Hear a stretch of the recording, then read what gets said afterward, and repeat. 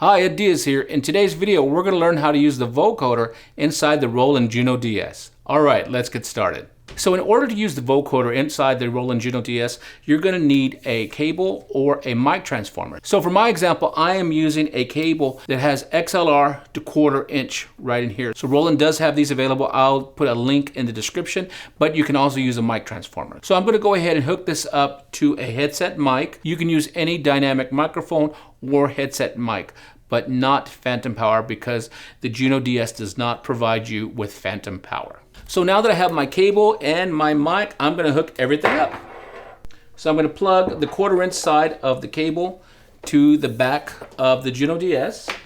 We have that set. Now I'm going to plug the XLR from the dynamic mic into the XLR of my cable. So now I have my headset microphone. It's dynamic. It's a dynamic mic, and I have it here. Now, if I wanted to, I could go ahead and just have it on. And if we look at the front of the Juno-DS, I can have it here and just turn on mic in that quickly, and we have a microphone plugged in. So I might need to come into the back of the keyboard and adjust my gain. So I'll turn it down a little bit. Test 1 2, test 1 2. Make sure there's no clipping. Now, as you can hear, there's a lot of reverb. So I can go ahead and use my select and adjust how much reverb is in here. So I'm going to take the knob and turn it all the way down.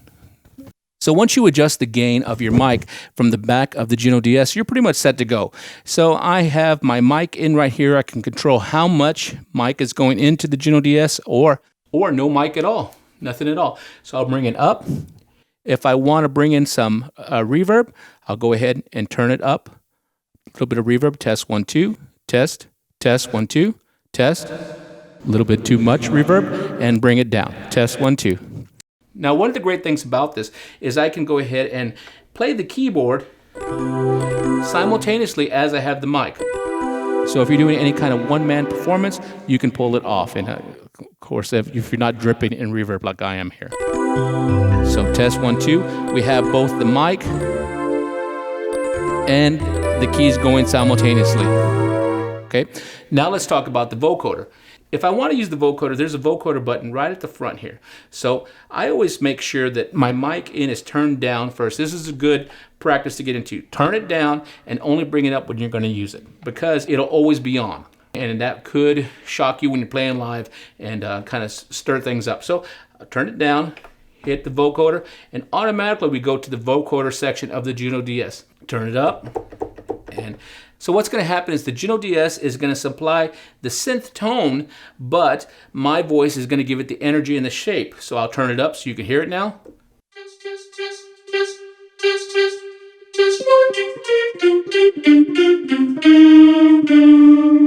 So now you can hear my voice being synthesized through the Juno-DS, and I can adjust the level of all that. So I might turn it up a little bit, and then I'll bring it back in.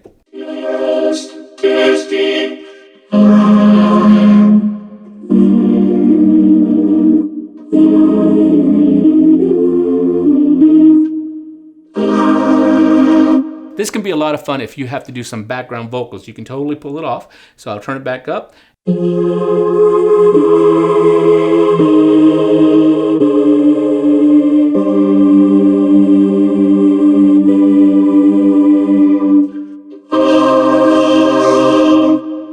Now let's try a different one. So that was the vocal ensemble, and I'm going to cursor up, and let's try a 5th stack. This is a lot of fun as well. A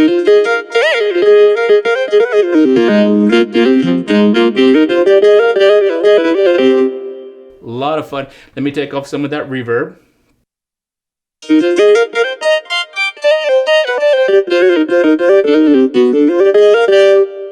Let's try another one.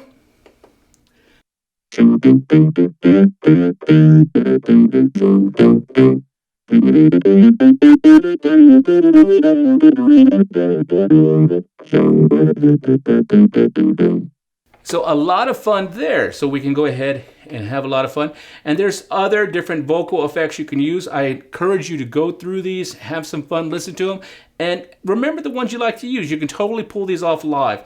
My personal favorites are, of course, the ensemble the fifth stack, and the robot. So feel free to go through some of these settings, adjust it to your liking, and you're going to have a lot of fun with this. So that's a real quick, easy way on how to use the vocoder and also auto pitch inside the Roland Juno-DS. You guys give this a shot. I hope you love it, and we'll talk to you later.